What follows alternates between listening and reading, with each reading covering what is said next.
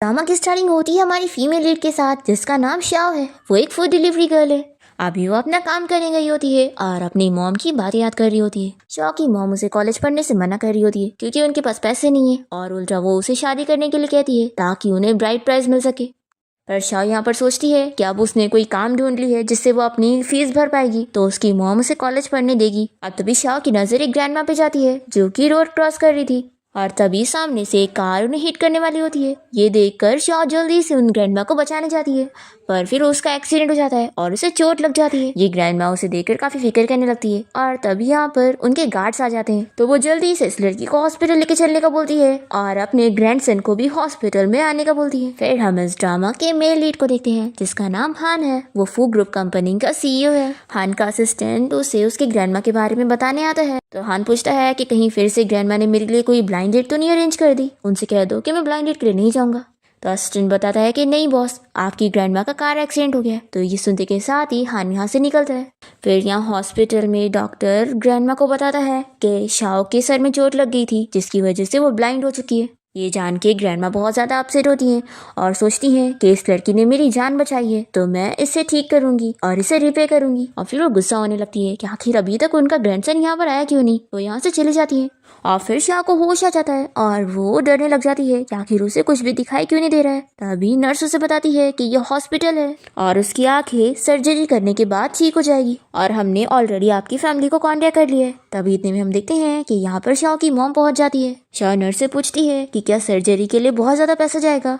तो नर्स बताती है कि जिस ग्रैंडमा ने आपको हॉस्पिटल लेकर आई थी उन्होंने ऑलरेडी आपकी सर्जरी के लिए 1 मिलियन डिपॉजिट कर दिए, तो आपको फिक्र करने की कोई जरूरत नहीं है। तभी इतने में यहाँ पर शाह की मॉम आकर उसे स्लैप मारती है और चिल्लाती है कि क्या जरूरत थी किसी की जान बचाने की कोशिश करने की, तुम सच में ब्लाइंड होना डिजर्व करती हो, और अब तुम सोचना भी मत कि मैं तुम्हारी आंखों का ट्रीटमेंट करवाऊंगी। तो नर्स उन्हें बताती है कि आपकी बेटी की सर्जरी की फीस ऑलरेडी किसी और ने भर दी है। तो शाह की मम्मी से चिल्लाती है कि वो मेरे पैसे हैं, आखिर तुम्हें उससे क्या। देखो मैं तुम्हें बता दूं कि इस लड़की का कोई ट्रीटमेंट नहीं होने वाला है, तो तुम वो 1 मिलियन मुझे ला कर दे दो। शाह अपनी मॉम से पूछने लगती है कि फिर मेरी आंखों का क्या होगा। तो उसकी मॉम कहती है कि तुम्हें तो खुश होना चाहिए कि तुम्हारी आंखों के बदले में हमें 1 मिलियन मिल रहे हैं जिससे तुम्हारे भाई की शादी हो जाएगी। तो अच्छा होगा कि तुम अपनी किस्मत को एक्सेप्ट कर लो। देखो मैंने तुम्हारी एक शादी भी अरेंज करी हूँ। वैसे तो वो एक 40 ईयर का ओल्ड मैन है लेकिन बहुत ही रिच है। मैंने तुम्हारे बदले में ऑलरेडी उससे ब्राइड प्राइज ले चुकी हूँ, तो अब तुम्हें बस उसके घर जाना है शादी करके। शाह ये सुनकर रोने लग जाती है और अपनी मॉम को मनाने लगती है कि प्लीज आप ऐसा मत करना, मैं कैसे भी करके पैसे कमा लूंगी। पर उसकी मॉम नहीं सुनती और वो नर्स से कह देती है कि मैं यहाँ से 1 मिलियन लेकर ही जाऊंगी। ये देखकर नर्स भी सोचने लगती है कि आखिर किसी की मॉम इस तरीके की कैसे हो सकती है, सच में ये लड़की कितनी बेचारी है। और फिर हम देखते हैं कि शाह की मॉम फॉर्म फिल करके वो 1 मिलियन लेकर चली जाती है, और फिर शाह को हॉस्पिटल से निकाल दिया जाता है और वो अकेले बाहर जाने लगती है और सोचती है कि आखिर मेरी किस्मत में ऐसा क्यों था, मैं तो बस कॉलेज जाना चाहती थी। अब तभी हम देखते हैं कि हान यहाँ पर कार से आया होता है और वो शाह को देखने लगता है। उसका असिस्टेंट बताता है कि बॉस यही वो लड़की है जिसने आपकी ग्रैंडमा की जान बचाई थी। हान अपनी ग्रैंडमा की बात याद करने लगता है। ग्रैंडमा ने उससे बताई है कि मेरी जान बचाते हुए उस लड़की की आंखें चली गई है, तो अब तुम्हारी जिम्मेदारी है उसका ख्याल रखना और उसे रिपेयर करना। शाओ यहाँ जमीन पे गिर जाती है, पर फिर वो अपने आप को समझाती है कि मैं ब्लाइंड हूँ तो क्या हुआ, अब मैं बड़ी हूँ और मैं अकेले जी सकती हूँ। तभी इतने में यहाँ पर हान आ जाता है और वो शाओ को उठाने में हेल्प करता है और बताता है कि डरो मत, तुमने जिस ग्रैंडमा की जान बचाई थी मैं उनका ग्रैंडसन हूँ और मैं यहाँ तुम्हें थैंक यू करने आया हूँ। तो शाओ कहती है कि तुम्हें मुझे थैंक यू बोलने की जरूरत नहीं है, ये तो मेरा फर्ज था। ये सुनकर हान का स्टूडेंट भी सोचने लगता है कि ओल्ड मैडम सही कह रही थी, ये लड़की तो सच में बहुत ही अच्छी है। हान शाओ से कहता है कि किसी की जान बचाना ये किसी का फर्ज नहीं होता है, और देखो इतनी रात हो गई है और तुम अकेली लड़की ऐसे बाहर घूमोगी तो ये सेफ नहीं होगा, चलो मैं तुम्हें अंदर लेके चलता हूँ। तो शाओ मना करती है कि तुम्हें मेरी आंखों का ट्रीटमेंट करवाने की जरूरत नहीं है। हान सोचता है कि तुम्हें मेरी बात सुननी पड़ेगी, तुमने मेरी ग्रैंडमा की जान बचाई हो तो फिक्र मत करो, मैं तुम्हारे लिए बेस्ट डॉक्टर का अरेंजमेंट करूंगा तुम्हारी आंखों को ठीक करवाने के लिए। फिर शाओ भी सोचती है कि अगर उसकी आंखें ठीक हो जाएगी तो वो वापस कॉलेज जा सकती है। फिर वो इसे कह देती है कि थैंक यू अंकल, तो ठीक है मैं आपके साथ चलती हूँ, लेकिन प्लीज क्या आप इस बारे में मेरी मॉम को नहीं बताएंगे। हान ये सुनकर शॉक हो जाता है कि अंकल क्या मैं इतना ओल्ड नजर आ रहा हूँ। फिर वो उसकी आंखें चेक करने लगता है कि कहीं वो देख तो नहीं पा रही है, और फिर पूछता है कि तुमने मुझे अंकल क्यों बोली। तो वो कहती है कि क्योंकि आप बहुत ही टॉल हो, आपने मेरे सामने खड़े होकर सारी हवा आने से रोक दी है। तो ये सुनकर हान सोचता है कि छोटी सी लड़की तो बहुत ही इंटरेस्टिंग है। फिर वो कहता है कि ठीक है चलो मैं तुम्हें वापस लेके चलता हूँ। ऐसा बोलकर वो आगे बढ़ता है, पर शाओ तो कुछ देख नहीं पा रही होती है, तो वो उसे अपना हाथ देता है, फिर उसे कार में बैठाने में हेल्प भी करने लगता है। ये देखकर असिस्टेंट सोचता है कि मैं पहली बार ये क्या देख रहा हूँ। फिर हान यहाँ अपने असिस्टेंट से कहता है कि तुम ऐसे क्या देख रहे हो, मैं तो बस उसकी हेल्प कर रहा था कि कहीं वो गिर ना जाए। फिर इसके बाद डॉक्टर शाओ की आंखों का चेकअप करता है और बताता है कि उसकी आंखें ठीक तो हो जाएंगी, लेकिन अब्रॉड का कोई एक्सपर्ट डॉक्टर ही ये सर्जरी कर सकता है और इस सर्जरी की फीस 20 मिलियन होगी। ये सुनकर शाओ शॉक हो जाती है और कहती है कि इतने पैसे तो मैं जिंदगी में कभी नहीं कमा सकती हूँ, फिर तो मुझे ट्रीटमेंट नहीं करवाना है। ये बोलकर वो जा रही होती है तो ग्रैंडमा उसे रोकती है और उसे समझाती है कि तुमने मेरी जान बचाई हो, तो अगर मुझे अपनी पूरी प्रॉपर्टी भी बेचनी पड़ जाती ना तो भी मैं तुम्हारी आंखों का ट्रीटमेंट करवाने के लिए बेच देती। तो शाह को बुरा लगता है कि मेरी वजह से अंकल और ग्रैंडमा को अपनी फैमिली के सारे पैसे खर्च करने पड़ रहे हैं। हान सोचता है कि ग्रैंडमा इतनी बड़ी बड़ी बातें क्यों कर रही है, हमारी फैमिली के पास तो बहुत सारा पैसा है और ये 20 मिलियन तो हमारे लिए कुछ भी नहीं है। अब तभी शाह ग्रैंडमा से कहने लगती है कि ग्रैंडमा नहीं, मैं आप लोगों के ऊपर बर्डन नहीं बन सकती हूँ। तो ग्रैंडमा समझाती है कि तुम हमारे लिए बर्डन नहीं बन रही हो, तुम्हारी वजह से तो मेरी जान बची है और ये सारी गलती ना मेरे ग्रैंडसन की है। अगर इसने चुपचाप से मेरी बात सुनकर शादी कर लिया होता तो मुझे इतना दूर टेंपल जाके प्रेयर करने की जाने की जरूरत ही ना होती। हान कहता है कि हाँ ग्रैंडमा सही कह रही है, सारी गलती मेरी है। तो शाह कहने लगती है कि अंकल की शादी होने वाली है, फिर तो मैं आपके ऊपर और बर्डन नहीं बन सकती हूँ। तभी इतने में यहाँ पर हान को उसके असिस्टेंट की कॉल आती है और वो बताता है कि बॉस ग्रैंडमा ने जो 1 मिलियन उस लड़की के ट्रीटमेंट के लिए हॉस्पिटल में डिपॉजिट करी थी वो ट्रांसफर हो चुके हैं। तो हान सोचता है कि अच्छा तो ये लड़की को पता लग गया है कि मेरी ग्रैंडमा अमीर है, इसीलिए उनके सामने बेचारी बने की एक्टिंग कर रही है। अब तभी ग्रैंडमा यहाँ पर शाओ से पूछने लगती है कि अगर तुम्हें मेरे ग्रैंडसन की एज से कोई तकलीफ ना हो तो क्यों ना तुम मेरे ग्रैंडसन से ही शादी कर लो, ऐसे मुझे एक ग्रैंड डॉटर इन लॉ मिल जाएगी और तुम बिना फिक्र करे सर्जरी करवा सकती हो, ऐसे एक तीर से 2 काम हो जाएंगे। तो हान शॉक होकर कहता है कि ग्रैंडमा आपने मेरे ओपिनियन के बारे में तो पूछा ही नहीं, और वैसे भी ये लड़की तो अभी मुझे छोटी बच्ची लगती है। शाह सोचती है कि ये लोग मेरे लिए इतना कुछ करने के लिए तैयार है तो मैं इतनी सेल्फिश नहीं बन सकती हूँ। अंकल के लिए कोई मैरिज पार्टनर नहीं मिल रही होगी तो मुझे हाँ कह देना चाहिए। फिर वो बता देती है कि अब मैं बड़ी हो चुकी हूँ और मेरी शादी के लिए एज हो चुकी है, इसलिए मैं अंकल से शादी करने के लिए रेडी हूँ। फिर इसके बाद दोनों ही मैरिज सर्टिफिकेट लेकर बाहर आते हैं और शाह सोचती है कि मुझे तो ये तक नहीं पता है कि ये अंकल दिखते कैसे हैं और इनका फैमिली बैकग्राउंड कैसा है, लेकिन ग्रैंडमा इतनी अच्छी है तो ज़रूर उनके ग्रैंडसन भी अच्छे ही होंगे। हान सोच रहा होता है कि लड़की सच में बहुत ही चालाक है, 1 मिलियन इसके लिए काफी नहीं था तो इसलिए इसने शादी तक कर ली ताकि ये हमसे और पैसे ले सके, लेकिन अब इसने ग्रैंडमा की जान बचाई थी तो मैं इसकी आंखें ठीक होने तक का वेट करूंगा। फिर हान कह देता है कि अब हमारी शादी हो गई है तो मैं तुमसे कुछ चीजें क्लियर करना चाहता हूँ कि मैं तुमसे एज में बहुत ही बड़ा हूँ और मेरी इनकम भी बहुत ही कम है और मेरी फैमिली कंडीशन भी बहुत ही एवरेज है, इसी वजह से मुझे कोई वाइफ नहीं मिल रही थी, तो अगर तुम मेरे साथ रहोगी तो तुम्हें बहुत सफर करना पड़ेगा। ये कहती है कि मुझे कोई डर नहीं है, हम दोनों मिलकर काम करेंगे और पैसे कमाएंगे और फिर देखना हमारे दिन भी अच्छे हो ही जाएंगे। तो ये सोचता है कि क्या मैंने इस लड़की को मिसअंडरस्टूड किया हूँ। फिर वो कहता है कि चलो अब चलते हैं, ग्रैंडमा घर पे हमारा वेट कर रही होंगी, और फिर वो उसे अपना हाथ पकड़ा देता है आगे बढ़ने के लिए। फिर शाओ हान से उसका नाम पूछती है तो हान उसे अपना नाम बताता है और फिर दोनों ही कार में बैठ के जाने लगते हैं और हान अपनी ग्रैंडमा को मैसेज करके बता देता है कि ग्रैंडमा आपके कहने पर मैंने मैरिज सर्टिफिकेट तो ले लिया हूँ, लेकिन अब आपको आगे मेरी बात सुननी पड़ेगी। तभी शाह यहाँ पर अपनी स्टिक को लेकर कार में बैठने से फिक्र कर रही होती है और वो पूछती है कि क्या ये बहुत ही एक्सपेंसिव कार है, मुझे डर है कि अगर मैंने इस कार को डैमेज कर दी तो मैं इसे अफोर्ड नहीं कर पाऊंगी। तो हान कहता है कि तुम फिक्र मत करो, ये तो टैक्सी वाली कार है। तो ये सुनने के बाद शाओ अच्छे से कार में बैठ जाती है और असिस्टेंट सोचता है कि ये तो लिमिटेड एडिशन वाली बहुत ही महंगी कार है जिसे खरीदना क्या देखना भी बहुत ही मुश्किल होता है। हान उसे इशारा करता है कि वो चुपचाप रहे। फिर इसके बाद हान शाओ को लेकर अपने घर पहुंचता है और यहाँ पर उसने अपनी ग्रैंडमा को पहले से समझा के रखा था कि उन्हें गरीब बनने की एक्टिंग करनी है ताकि शाओ को पता न लगे, और इसी वजह से किसी भी मेड ने स्लीपर नहीं पहनी होती है ताकि शाओ को बिल्कुल पता न लगे कि यहाँ पर मेड्स भी है। ग्रैंडमा इस बात की वजह से हान से बहुत ही गुस्सा होती है कि वो उसे गरीब बनने की एक्टिंग करवा रहा है। हान सोचता है कि मैं इसी तरीके से इस झूठी लड़की को यहाँ से भगाऊंगा। ग्रैंडमा शाओ से कहती है कि मैं बहुत ही खुश हूँ कि मेरी ग्रैंड डॉटर इन लॉ घर आई है। फिर ये लोग डिनर करने के लिए बैठते हैं और हान ने शाओ के लिए जानबूझ के वेजिटेबल वाली चीज़ें बनवाया होता है ताकि वो उसे एहसास दिला सके कि वो लोग सच में गरीब है। वो उसे वेजिटेबल सर्व करते हुए कहता है कि हमारी फैमिली कंडीशन खराब है ना, तो तुम्हें वेजिटेबल से ही काम चलाना होगा। वो तो खाना टेस्ट करते ही तारीफ करती है कि ये तो बहुत अच्छा है और मन में सोचती है कि उसे तो अब तक सिर्फ बंस खाने मिलते थे और अब इतना कुछ खाने मिल रहा है। फिर ग्रैंडमा यहाँ पर शाओ को और चीज़ें सर्व करना चाह रही होती है पर हान जल्दी से ले लेता है और शाओ को नहीं देने देता। तभी शाओ पूछ लेती है कि अंकल क्या आपका घर बहुत ही बड़ा है, क्योंकि मुझे आवाज़ से ऐसा लग रहा है। तो हान कहता है कि वो तुम्हें इसलिए लग रहा होगा क्योंकि मेरे घर में फर्नीचर की कमी है। तो शाओ कहती है कि आप फिक्र मत करो, एक बार जैसे ही मैं ग्रेजुएट हो जाऊंगी तो मैं पैसे कमा कर हमारे घर को फर्नीचर से भर दूंगी। फिर यहाँ पे ग्रैंडमा को रहा नहीं जाता और वो शाओ को सच बताने जा रही होती है कि उनकी फैमिली कितनी ज़्यादा रिच है। तो हान जल्दी से जाके उन्हें रोकता है और फिर साइड में ले जाकर ग्रैंडमा को समझाता है कि हमने पहले ही डील करे थे ना कि आप उस लड़की को हमारी फैमिली की कंडीशन के बारे में नहीं बताएंगी। तो ग्रैंडमा कहती है कि देखो तुम कितने शक्की टाइप के हो, मेरी इतनी एज हो चुकी है और मुझे लोगों को अच्छे से जज करना आता है। तो मैं जानती हूँ कि शाओ एक बहुत ही अच्छी लड़की है और वो कोई लालची नहीं जैसा तुम सोच रहे हो। तो हान कहता है कि ग्रैंडमा वो एक्टिंग भी कर रही हो सकती है, इसलिए ग्रैंडमा आपको मेरी बात माननी होगी। तो ग्रैंडमा कहती है कि ठीक है, देख लेना, एक दिन तुम्हें ही पता लगेगा कि तुम गलत थे। और फिर इसके बाद ग्रैंडमा शाओ को उसके रूम में ले जाने के लिए ऊपर वाले फ्लोर पर लेके जा रही होती है। तो हान जल्दी से जाकर उन्हें रोकने लगता है और तभी शाओ और उसकी एक्सीडेंटली किस हो जाती है। शाओ उससे माफी मांगने लगती है कि सॉरी, लगता है मैं तुमसे गलती से टकरा गई। हान तो बहुत ही शाय हो जाता है और फिर वो कहता है कि ऊपर रहना तुम्हारे लिए सेफ नहीं रहेगा, तो तुम नीचे ही रहो। ऐसा बोलकर वो जल्दी से भाग जाता है और फिर ग्रैंडमा यहाँ पर शाओ से कहती है कि तुम उसे थोड़ा टाइम दो और फिर वो शाओ को दूसरे रूम में लेके जाने लगती है। दूसरी तरफ हम देखते हैं कि हान यहाँ पर शाओ के बारे में ही सोच रहा होता है। तभी उसकी हाउसकीपर आकर उसे इस बारे में बताती है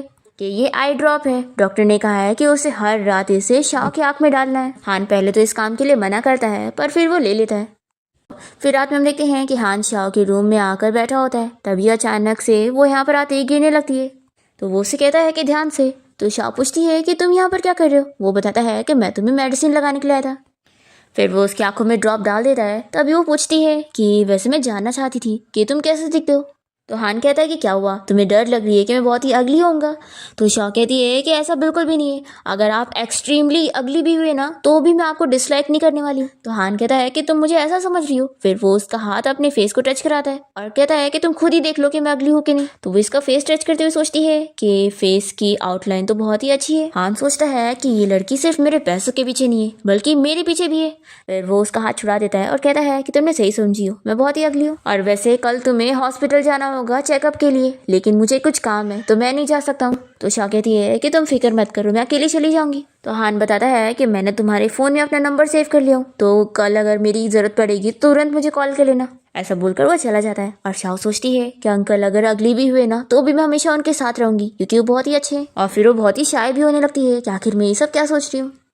फिर नेक्स्ट डे हम देखते हैं कि शाओ को हॉस्पिटल छोड़ने के लिए यहाँ पर हान का स्टैंड आया होता है और शाओ समझ रही होती है कि वो तो बस एक टैक्सी ड्राइवर है। वो जैसे हॉस्पिटल में अंदर आने लगती है तभी हम देखते हैं कि यहाँ पर उसकी मॉम और उसका भाई उसका ही वेट कर रहे होते हैं और सोचते हैं कि पता नहीं ये लड़की कहाँ पर चली गई। और फिर तभी यहाँ पर ये लोग शाओ को देख लेते हैं और शाओ की मॉम उसके भाई को मिस्टर च्यू को कॉल लगाकर उसे बुलाने के लिए बोल देती है। तब यहाँ पर शाओ को नर्स अंदर लेके जा रही होती है। तो शाओ की मॉम जल्दी से जाकर उसे पकड़ लेती है और चिल्लाती है कि आखिर ऐसे कैसे तुम शादी से भागोगी, अभी तुम मेरे साथ चलो। शाओ की मॉम उसे जबरदस्ती टैक्सी में बैठा के लेके चली जाती है और फिर उसे घर लाकर मिस्टर च्यू को बेच रही होती है। मिस्टर च्यू तो शाओ को देखकर बहुत ही खुश हो जाता है कि उसे इतने सस्ते में इतनी ब्यूटीफुल लड़की मिल रही है। पर शाओ उसे शादी करने से मना कर देती है और बताती है कि मेरी ऑलरेडी शादी हो चुकी है। तो उसकी मॉम उसे स्लैप मारती है और मिस्टर च्यू से बताने लगती है कि ये झूठ बोल रही है, ऐसा हो ही नहीं सकता है। दूसरी तरफ हान का असिस्टेंट उसे शाओ की इन्फॉर्मेशन ला के दे देता है और बताता है कि आपने मिस शाओ को मिसअंडरस्टूड कर लिए। मिस शाओ की फैमिली उन्हें बिल्कुल अच्छे से ट्रीट नहीं करती है, इसलिए वो खुद काम करके कॉलेज की फीस भरने गई थी और वो हॉस्पिटल के 1 मिलियन उनकी मॉम ने ले ली थी और उन्हें तो हॉस्पिटल से फोर्सली निकाला गया था।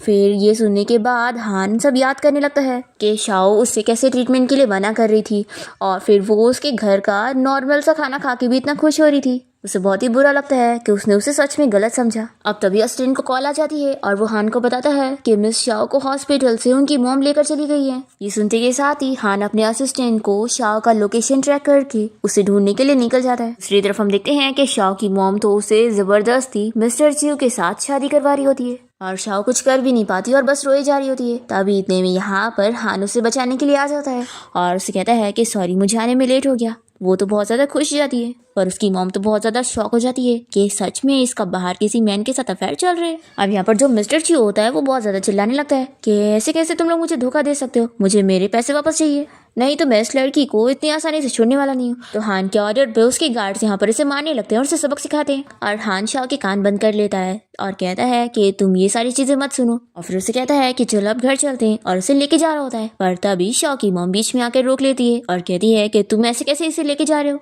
लेके जाना है तो पहले ब्राइड प्राइस के मुझे पैसे दो। शाओ मना करने लगती है कि आप इन्हें कोई पैसे मत देना, तो शाओ की मॉम से स्लैप मारी जाती है, पर हान उन्हें रोक लेता है और कहता है कि आप मुझसे कोई पैसे नहीं ले सकती। फिर हान के गार्ड्स यहाँ पर शाओ की मॉम और उसके भाई को पकड़ लेते हैं और हान शाओ को उठा के लेके जाता है। फिर हम देखते हैं कि हॉस्पिटल में अभी तक शाओ को होश नहीं आया होता है और हान और उसकी ग्रैंडमा देख रही होती हैं कि शाओ सपने में अपनी मॉम के मिसट्रीट बिहेवियर को देखकर रो रही होती है। ग्रैंडमा को बहुत बुरा लगता है कि बेचारी शाओ की लाइफ कितनी ज्यादा डिफिकल्ट थी, मुझे तो इस बात का अंदाजा तक नहीं था, और इसकी मॉम भी कितनी खराब है जो इसे कॉलेज भी नहीं पढ़ने दे रही और पैसों के लिए इसकी शादी एक ओल्ड मैन से कर रही थी। हान कहता है कि ग्रैंडमा आप फिक्र मत करो, मैंने उन्हें सबक सिखा दिया हूँ। तो ग्रैंडमा कहती है कि तुमने सही किया, वो ये डिजर्व करती है, और हान तुम भी बहुत बुरे हो, जितनी अच्छी बच्ची को तुमने सब झूठ बताया और इसे धोखा दिया है, इसे जब पता लगेगा तो ये कितनी ज्यादा अपसेट होगी। हान कहता है कि ग्रैंडमा आप फिक्र मत करो, जैसे ही इसे होश आएगा तो मैं इसे सारा सच बता दूंगा और हम दोनों की शादी के बारे में पब्लिकली अनाउंस करके इसे अपनी वाइफ बनाऊंगा। अब तभी इतने में शाओ उठ जाती है और वो बहुत ज्यादा घबराने लगती है। तो हान और उसकी ग्रैंडमा उसे बताते हैं कि वो लोग यहाँ पर है। हान पूछता है कि तुम्हारी फैमिली तुम्हें इस तरीके से ट्रीट करती है, तुमने इस बारे में मुझे पहले क्यों नहीं बताई। तो ये कहती है कि अब मुझे आदत हो चुकी है, बचपन से ही मेरी मॉम मेरे आगे मेरे भाई को स्पेशल ट्रीटमेंट देती है। और फिर शाओ हान से पूछने लगती है कि मेरी मॉम कहाँ पर है। तो ये कहता है कि तुम अभी भी अपनी मॉम की फिक्र कर रही हो। तो कहती है कि चाहे जैसे भी हो वो मेरी मॉम है। हान कहता है कि फिक्र मत करो, उन लोगों को तो मैं इतनी आसानी से छोड़ने वाला नहीं हूँ। तो शाओ पूछती है कि क्या तुम इतने ज्यादा पावरफुल हो। तो वो सोचता है कि क्या मुझे अभी इसी वक्त इसे सच बता देना चाहिए तो कहीं ये डर ना जाए। पर फिर हान बताने लगता है कि मैंने तुम्हें झूठ बोला था कि मैं एक ऑर्डिनरी मैन हूँ, ऐसा नहीं है, मैं तो इस शहर का रिचेस्ट मैन हूँ। तभी हान की ग्रैंडमा जल्दी से उसे चुप कराती है और शाओ से कहती है कि ये मजाक कर रहा है, और वो बात को घुमा देती है और शाओ से कहती है कि तुम्हें किसी भी बात की फिक्र करने की जरूरत नहीं है, तुम मेरी ग्रैंड डॉटर इन लॉ हो और हमारी फैमिली का हिस्सा हो, अब तुम्हें कोई भी चीज की फिक्र करने की जरूरत नहीं। शाओ ग्रैंडमा को और हान को थैंक यू बोलने लग जाती है। फिर हान अपनी ग्रैंडमा को बात करने के लिए बाहर लेकर आता है और उनसे पूछता है कि आखिर आपने मुझे शाओ को सच बताने के लिए क्यों नहीं दी। तो ग्रैंडमा कहती है कि तुम समझ नहीं रहे हो, उसने बचपन से लेकर अब तक बहुत सफ़र करी है, तो अगर अभी तुम उसे ये सब बताओगे तो उसे लगेगा कि हम उसे धोखा दे रहे हैं, तो हमें वेट करना चाहिए जब तक उसकी आंखें ठीक नहीं हो जाती है। तो ये बताओ कि सर्जरी की प्रिपरेशन कैसे चल रही है। तो हान बताता है कि डॉक्टर एक वीक बाद सर्जरी के लिए आएगा। ग्रैंडमा कहती है कि अगर ऐसी बात है तो हमें शाओ को घर ले जाना चाहिए क्योंकि यहाँ पर हॉस्पिटल में उसका रहना सही नहीं है। फिर हम देखते हैं कि ये लोग घर आ जाते हैं और हान यहाँ शावर लेकर बाहर निकलता है। तभी इतने में शाओ उसे मेडिसिन लगाने पहुंच जाती है और कहती है कि ग्रैंडमा ने बताई कि तुम्हें मेरी वजह से चोट आ गई है। हान मना करता है कि नहीं, मेडिसिन की जरूरत नहीं है, ये बहुत छोटी सी चोट है। तो ये पूछती है कि क्या तुम मुझे डिसलाइक करते हो। हान कहता है कि ऐसी बात नहीं है और वो उसे अंदर ले लेता है और ग्रैंडमा ये देखकर खुश होती है। फिर इसके बाद शाओ हान के चोट पर बैंडेज लगाने में हेल्प कर देती है और फिर वो बहुत ज़्यादा खुश हो जाता है। तभी यहाँ पर उसे उसके फ्रेंड का कॉल आता है और वो पूछता है कि कल ज्वेलरी ऑक्शन पार्टी है तो तुझे भी उसमें साथ चलना पड़ेगा। तो हान जाने के लिए मान जाता है और वो सोचता है कि इस बहाने वो शाओ को एक गिफ्ट दे देगा। दूसरी तरफ शाओ को भी उसकी फ्रेंड की कॉल आती है और वो उसे बताती है कि मुझे एक ऑक्शन पार्टी में रिसेप्शनिस्ट के पार्ट टाइम जॉब के बारे में पता चला है। शाओ पूछती है कि क्या वो लोग ब्लाइंड लोगों को भी हायर करेंगे। तो उसकी फ्रेंड कहती है कि इस बात की फिक्र करने की जरूरत नहीं है क्योंकि उन लोगों को अर्जेंटली कुछ ब्यूटीफुल लड़कियां चाहिए, तो तुम्हें भी मेरे साथ चल के बस वहाँ पे खड़े रहना होगा क्योंकि ऑक्शन पार्टी में कोई फेमस बंदा आने वाला है, तो हमें बस उसका वेलकम करना है और एक दिन का हमें 2000 मिलने वाला है। तो शाओ ये सुनकर खुश जाती है और जॉब के लिए हाँ कहती है और वो सोचती है कि ऐसे वो कुछ पैसे कमा कर फैमिली को सपोर्ट करने में हेल्प कर सकती है। फिर नेक्स्ट डे शाओ जॉब के लिए पहुंचती है और यहाँ पर वो अपनी फ्रेंड को अपनी शादी के बारे में बता देती है। तो उसकी फ्रेंड काफी शॉक होती है और कहती है कि क्या पता अगर वो बंदा बहुत ही खराब होगा। तो शाओ कहती है कि नहीं, अंकल बहुत ही अच्छे हैं, वो तो मुझे बहुत अच्छे से ट्रीट करते हैं और मेरी सर्जरी भी करवा रहे हैं और मुझे तो नहीं लगता कि उनसे ज्यादा अच्छा और कोई और हो सकता है। पर शाओ की फ्रेंड बिलीव नहीं कर रही होती है और कहती है कि जरूर वो ओल्ड मैन तुम्हें चीट कर रहा है। फिर शाओ की फ्रेंड उससे उसका नाम पूछती है तो जैसे ही शाओ हान का नाम बताती है तो ये कहती है कि ये तो शहर के रिचेस्ट मैन का नाम है, कहीं ऐसा तो नहीं कि तुम्हारा हस्बैंड शहर का रिचेस्ट मैन हो।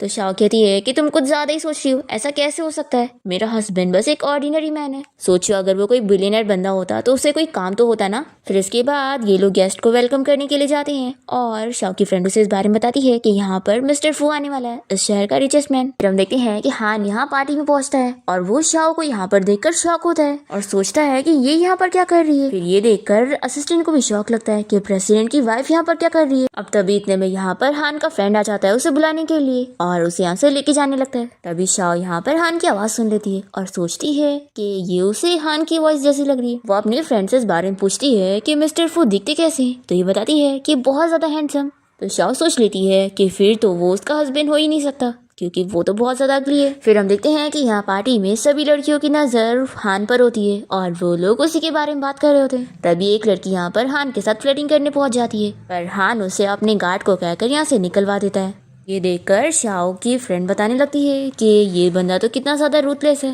तो शाओ भी कहती है कि हमें इससे केयरफुल रहना चाहिए। तभी इतने में पार्टी में आया हुआ एक गेस्ट इन दोनों से कहने लगता है कि तुम लोग यहाँ क्या खड़ी हो, गेस्ट को सर्व नहीं करना है। और फिर वो शाओ को ड्रिंक सर्व करने के लिए कह रहा होता है तो उसकी फ्रेंड कहती है कि ये तो ब्लाइंड है तो मैं ड्रिंक दे देती हूँ। तो ये गेस्ट चिल्लाने लगता है और शाओ की बेइज्जती कर रहा होता है। फिर ये सब देखकर हान को बहुत ही गुस्सा आती है और हान का फ्रेंड कहने लगता है कि ये लड़की तो बहुत ज्यादा ब्यूटीफुल है लेकिन है ब्लाइंड। और फिर ये हान से पूछता है कि तुम क्या बोलते हो, अगर मैं जाकर उस लड़की को बचाऊंगा तो उस लड़की के सामने हीरो बन जाऊंगा ना और फिर वो मुझे अपने आप को दे देगी। तो हान को बहुत ही गुस्सा आती है और वो अपने फ्रेंड से कहता है कि लगता है तुम्हें अफ्रीका ही जाना है। और फिर हान यहाँ पहुंच जाता है शाओ की हेल्प करने के लिए और ये उस बंदे को मारता है। और फिर यहाँ पर असिस्टेंट शाओ और उसके फ्रेंड को यहाँ से दूसरी जगह लेके चला जाता है और हान यहाँ पर इस बंदे को मारता है और उसे चिल्लाता है कि उसकी हिम्मत भी कैसी हुई उस लड़की को इस तरीके से ट्रीट करने की। और वो सभी से कह देता है कि इस बंदे के साथ कोई भी बिजनेस डील नहीं करेगा और फिर गार्ड से पकड़ के यहाँ से बाहर कर देते हैं। और फिर हान यहाँ बाहर आकर शाओ और उसके फ्रेंड की बातें सुनने लगता है।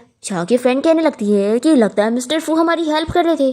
तो शाओ कहती है कि ऐसा कैसे हो सकता है, तुम ही ने तो बोली थी ना कि वो बहुत ही ज्यादा रूथलेस है, तो जरूर उनका उस आदमी के साथ कोई पुराना ग्रज होगा तो वही वो गुस्सा निकाल रहे होंगे उस पर।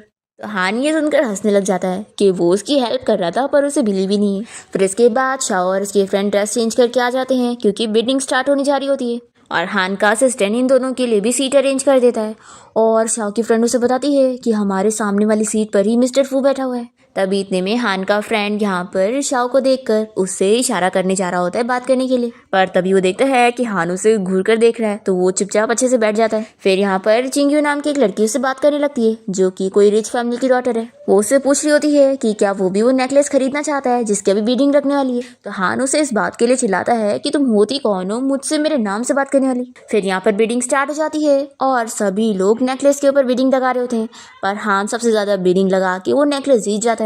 तो चिंग्यू हान को रोककर उससे पूछने लगती है कि तुमने ये नेकलेस अपनी ग्रैंडमा के लिए लिए हो या फिर कोई और के लिए। और तभी इतने में शाओ यहाँ पर उसकी आवाज सुनकर उसे कहने लगती है कि अंकल क्या ये तुम हो, और वो उसका हाथ भी पकड़ लेती है। तो सभी लोग ये देखकर शॉक हो जाते हैं और फिर यहाँ पर चिंग्यू शाओ को चिल्लाने लगती है कि तुम्हारी हिम्मत भी कैसे हुई मिस्टर फू को टच करने की।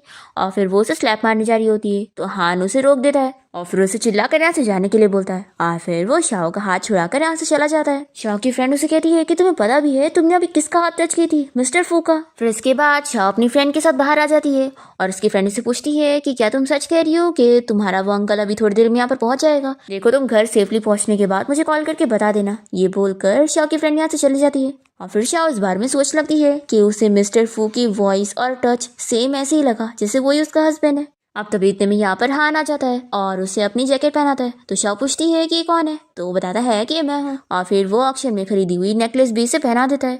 तो शाओ को शक हो जाता है और वो पूछती है कि कहीं ये वो ऑक्शन पार्टी वाला 900 मिलियन का नेकलेस तो नहीं है। तो हान कहता है कि तुम क्या सोच रही हो, ये बहुत ही सस्ता है। तो शाओ बिलीव कर लेती है और फिर वो बताने लगती है कि क्या तुमने शहर के रिचेस्ट मैन मिस्टर फू का नाम सुना है, तुम्हारा नाम और उसका नाम बिल्कुल ही सेम है, कितना बड़ा कोइंसिडेंस है।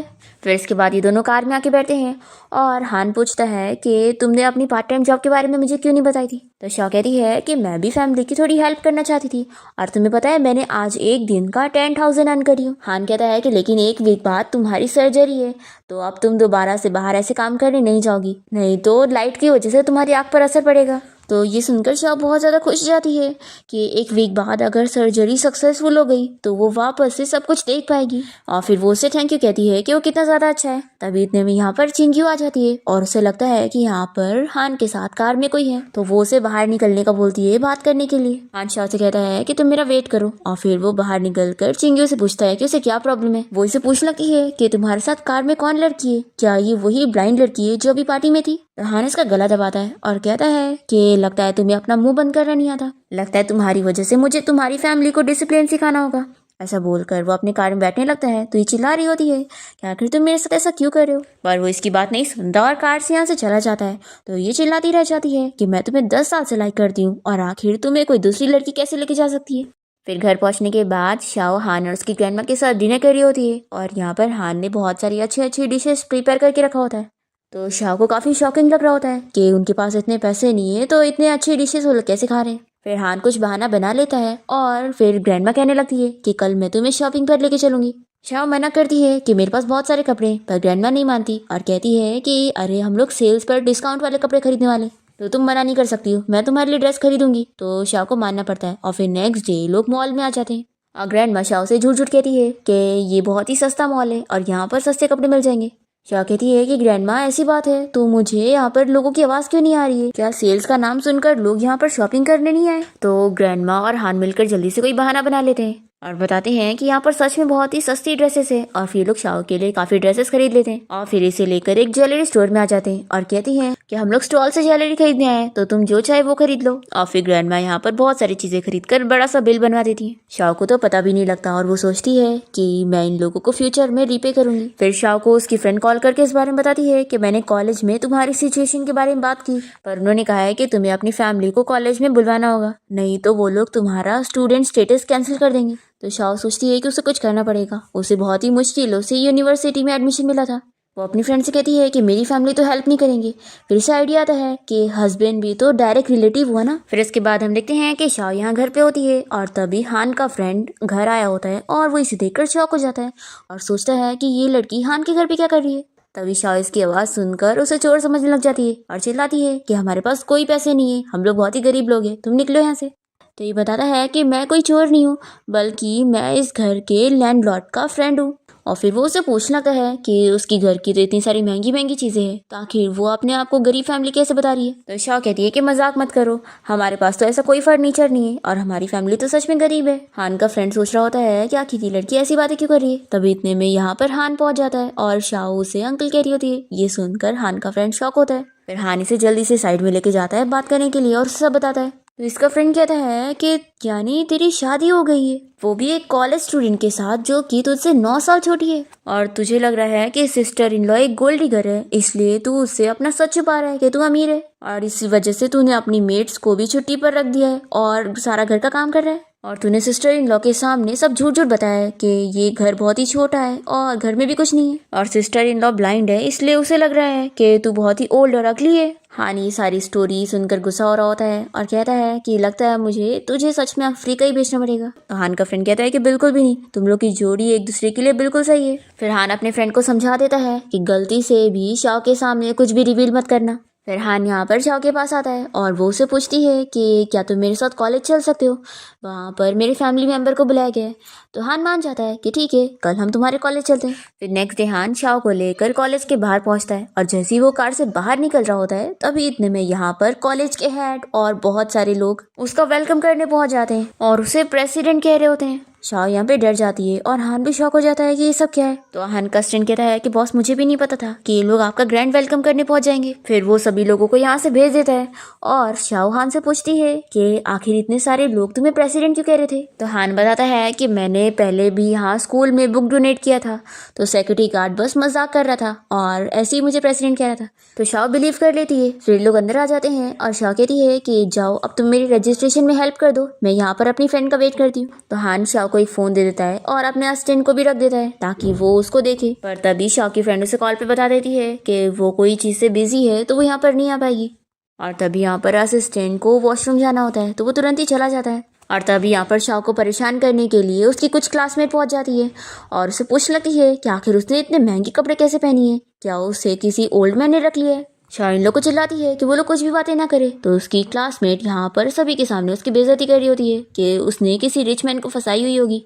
हम देखते हैं कि हान यहाँ पर कॉलेज के हेड से बात कर रहा होता है और तब इन लोगों को झगड़े की आवाज़ आती है। शाह यहाँ पर सभी को बता रही होती है कि उसने किसी रिच मैन को नहीं फंसाई है, बल्कि उसकी शादी हो चुकी है। पर ये लोग कोई भी बिलीव नहीं कर रहे होते और कहते हैं कि उस जैसी ब्लाइंड गर्ल के साथ कौन ही शादी करेगा, और ये लोग शाह को बुली करते हुए उसे मारने वाले होते हैं। पर तभी इतने में यहाँ पर हान पहुंच जाता है और फिर हान यहाँ पर आकर शाह को प्रोटेक्ट करने लगता है और वो इन लोगों को बताता है कि वो उसका हस्बैंड है। पर इनमें से कोई भी बिलीव नहीं करता और ये लड़की कहती है कि रुको, मैं अभी अपने डैड को यहाँ पर बुलाती हूँ, वो इस कॉलेज के शेयर होल्डर है और वो तुम्हें कॉलेज से निकलवा देंगे। तभी यहाँ पर कॉलेज के डायरेक्टर आ जाते हैं और ये लड़की उन्हें कंप्लेन करने लगती है और बताती है कि शाओ कॉलेज का नाम खराब कर रही है किसी रिच मैन के साथ रहकर, और हम सभी को झूठ बोल रही है कि वो उसका हस्बैंड है। अब यहाँ पे डायरेक्टर जैसी हान को देखता है तो वो उसकी साइड लेने लगता है और वो तुरंत ही इस लड़की और इसके सारी फ्रेंड को कॉलेज से निकाल देता है। शाओ तो बहुत ज़्यादा खुश हो जाती है और फिर वो हान के साथ बाहर आ जाती है। फिर रात में हम देखते हैं कि शाओ हान के लिए सूप बनाकर लेकर आई होती है। तभी वो देख लेता है कि उसका हाथ जल चुका है, तो वो उसकी केयर करने लगता है और चिल्लाता है कि तुम्हें अगली बार सूप बनाने की ज़रूरत नहीं है, देखो तुमने अपने हाथ का क्या हाल कर ली। शाओ कहती है कि मैं तो बस तुम्हें थैंक्स करना चाहती थी और मुझे अब बहुत ही डर लग रहा है कि मेरी सर्जरी सक्सेसफुल जाएगी या नहीं। मुझे डर है कि कहीं ऐसा ना हो कि मैं कभी तुम्हें देख ही ना पाऊँ। तभी हान यहाँ पर शाओ को किस कर लेता है, पर वो जल्दी से उसे दूर कर देती है और कहती है कि आखिर मैं अपनी फर्स्ट किस इतनी आसानी से कैसे दे सकती हूँ। तो वो उसे याद दिलाता है कि उस दिन सीढ़ियों के पास हमारी किस हुई थी। फिर शाओ गुस्सा होने लगती है तो हान कहता है कि ठीक है, तुम काम डाउन हो जाओ, मैं तुम्हें मेडिसिन लगा देता हूँ।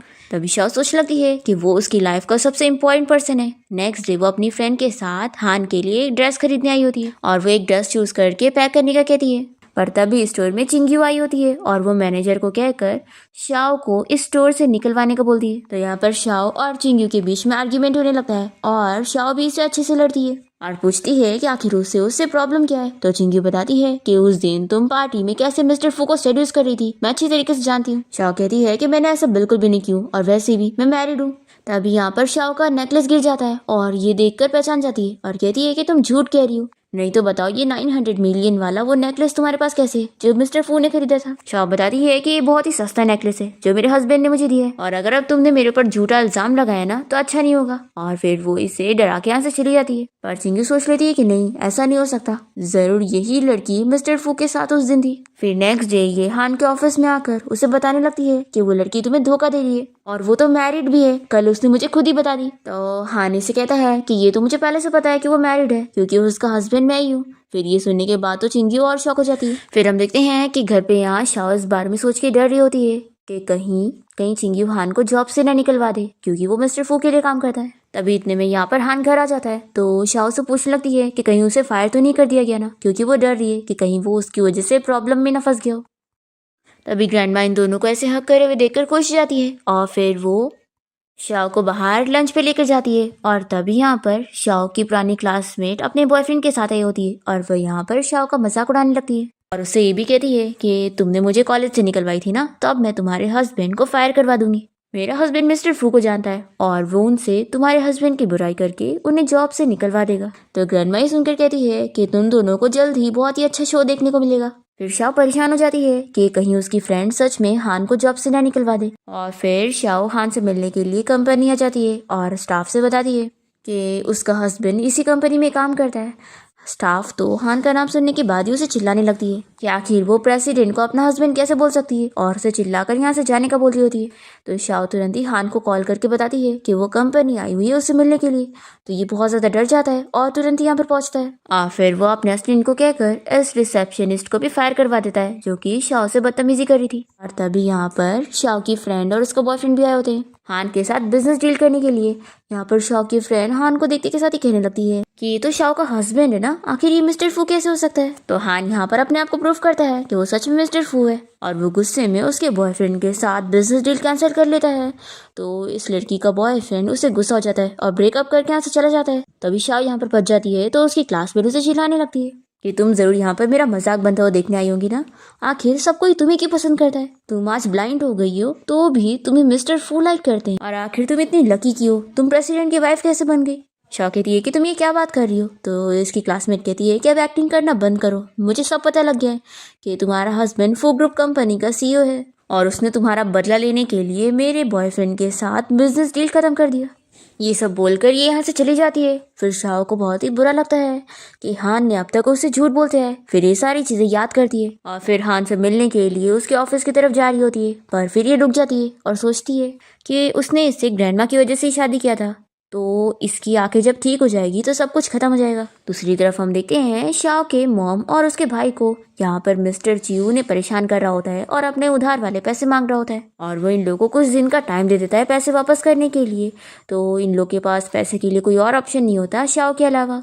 फिर इसके बाद हान और ग्रैंडमा शाओ को हॉस्पिटल ले आते हैं उसकी सर्जरी के लिए, पर तभी इतने में हान जैसे कुछ काम के लिए बाहर जाता है तो कोई शाओ को किडनैप करके लेकर चला जाता है, जो कि कोई और नहीं मिस्टर चियो होता है। और ये यहाँ शाओ को धमकी देता है कि वो यहाँ पर मिस्टर फू को बुलाए और उसके लिए पैसे दिलवाए, पर शाओ नहीं मानती है तो ये इसे मारने की कोशिश करता है। पर तभी यहाँ टाइम पर हान पहुंचकर शाओ को बचा के लेके जाता है। फिर यहाँ हॉस्पिटल में शाओ को होश नहीं आया होता है और हान बाहर चला जाता है। जब वो वापस आता है तो देखता है कि शाओ यहाँ पर है ही नहीं। फिर वो उसे ढूंढने लगता है और तभी वो उसे दिख जाती है। शाओ यहाँ पे रो रही होती है और वो सोचती है कि उसे अब हान को और नहीं परेशान करना चाहिए। तभी हान यहाँ पर आकर उसे बताने लगता है कि वो पहली बार भी उससे ऐसे ही मिला था, पर फिर इसके बाद वो उसकी वाइफ बन गई।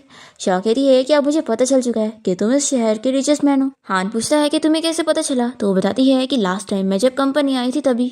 तो ये पूछता है कि फिर तुमने मुझे इस बारे में क्यों नहीं बताई, तो शाओ कहती है कि मुझे लगा था कि तुमने मेरी आंखों के लिए अपनी सारी सेविंग्स खत्म कर दिए और तुम बहुत ही ओल्ड हो और तुम्हारी शादी नहीं हो रही, तो सिर्फ इस वजह से ही मैं तुमसे शादी करने के लिए मानी थी। लेकिन अब मुझे पता चल रहा है कि तुम इतने रिच हो तो तुम्हारे पास तो लड़कियों की कमी नहीं है, इसलिए मैंने डिसाइड कर ली थी कि मैं सर्जरी के बाद तुम्हें छोड़कर चली जाऊंगी ताकि फिर तुम अपनी पसंद की लड़की के साथ शादी कर सको। तो हान ये सब सुनने के बाद उसे रिंग पहना देता है। वो पूछती है कि तुमने मुझे रिंग क्यों दी है, तो हान भी बताता है कि शुरू में मुझे तुम्हारे बारे में मिसअंडरस्टैंडिंग हो गई थी, इसलिए मैंने तुमसे अपनी आइडेंटिटी छुपाया था, लेकिन फिर तुम्हें जानने के बाद मैं तुम्हें लाइक करने लग गया हूँ। तो शाओ कहती है कि लेकिन अगर सर्जरी सक्सेसफुल नहीं गई तो मैं हमेशा के लिए ब्लाइंड हो सकती हूँ, इसलिए मुझे पता है कि मैं तुम्हारे बिल्कुल लायक नहीं हूँ, क्योंकि आगे चल के अगर हमारा कभी बेबी भी होता है तो मैं उसे भी नहीं देख पाऊंगी। तो हान उसे समझाता है कि ऐसा बिल्कुल भी नहीं है और उसके पास कई तरीके हैं उसे ठीक करने के लिए। शाओ रोने लग जाती है और उसे भी नीचे गिरा देती है और कहती है कि मुझे हॉस्पिटल में नहीं रहना है, मुझे घर जाना है, मैं ग्रैंडमा को बहुत मिस कर रही हूँ। तो हान कहता है कि ठीक है फिर घर चलते हैं। फिर इसके बाद हम देखते हैं कि हान यहाँ पर शाओ की मॉम और उस मिस्टर चियो को सबक सिखाने जाता है और फिर यहाँ पे डॉक्टर शाओ का ट्रीटमेंट कंप्लीट कर देता है और शाओ की आंखें ठीक हो जाती है और वो हान और ग्रैंडमा को देखकर बहुत ज्यादा खुश होती है। फिर ये लोग सेलिब्रेट करने के लिए बाहर डिनर पे जाते हैं और शाओ कहती है कि अब मेरी आंखें ठीक हो गई है तो मुझे कॉलेज जाना है और आप लोग को मेरी फिक्र करने की जरूरत नहीं है, मैं किसी को भी अपने आप को बुली करने नहीं दूंगी। हान कहता है कि ठीक है लेकिन मुझे तुम्हारी फिक्र है, इसलिए मैं तुम्हें रोज कॉलेज छोड़ने जाया करूंगा। शाओ मान जाती है और फिर नेक्स्ट डे हान शाओ को कॉलेज छोड़ने के लिए आता है और उसका हाथ छोड़ ही नहीं रहा होता है, तो वो कहती है कि बिना हाथ छोड़े मैं जाऊंगी कैसे।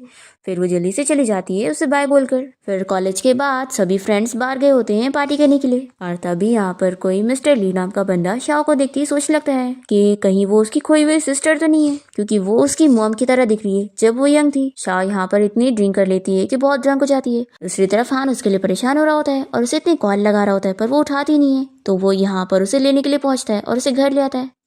फिर नेक्स्ट डे शाओ जब अपने कॉलेज जाती है तो यहाँ पर अपने क्लासमेट्स के साथ शर्त लगाती है कि वो टेस्ट में पास होकर दिखाएगी। फिर शाओ अपनी स्टडी में हेल्प करने के लिए हान को बोलती है, तो हान उसकी काफी हेल्प करता है और फिर शाओ टेस्ट पास कर लेती है और उसे अपना फोटो सेंड करके गुड न्यूज देती है, तो वो भी बहुत ज्यादा खुश होता है। और तभी यहाँ पर हान से मिलने के लिए मिस्टर ली आया होता है और वो चिंग्यू की जगह उसे माफी मांग रहा होता है और उसकी कंपनी के साथ और बिजनेस डील करने का पूछ रहा होता है, क्योंकि वो लोग काफी पुराने फैमिली फ्रेंड्स हैं।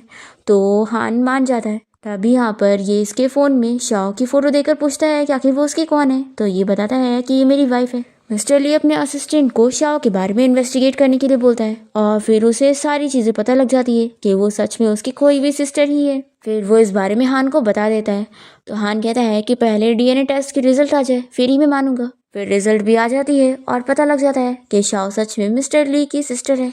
फिर वो उसे कहता है कि अभी शाओ को इस बारे में सच बताना सही नहीं रहेगा, उसे थोड़ा टाइम देना चाहिए। दूसरी तरफ हम देखते हैं कि चिंग्यू को इस बारे में पता लग जाता है कि वो अपनी फैमिली की असली डॉटर नहीं है और असली डॉटर तो शाओ है। फिर वो बहुत ज़्यादा गुस्सा होती है और शाओ से बदला लेने के लिए उसे ड्रग दे देती है और वो उसकी रेपुटेशन खराब करने के लिए उसे किसी बार में ले आती है और ओल्ड मैन को पैसे देकर उसके पास छोड़ देती है। पर तभी हम देखते हैं कि यहाँ पर हान आ जाता है शाओ को बचाने के लिए और वो शाओ की हेल्प करता है। नेक्स्ट डे हम देखते हैं कि हान शाओ को इस बारे में बताता है कि उसकी जो फैमिली थी वो उसकी रियल फैमिली नहीं थी। फिर इसके बाद शाओ अपने असली मॉम डैड से मिलने जाती है क्योंकि उसे देखकर बहुत ज्यादा खुश होते हैं और यहाँ पर हान भी साथ में आया होता है। शाओ अपने मॉम डैड को इस बारे में बताती है कि वो उसका हस्बैंड है।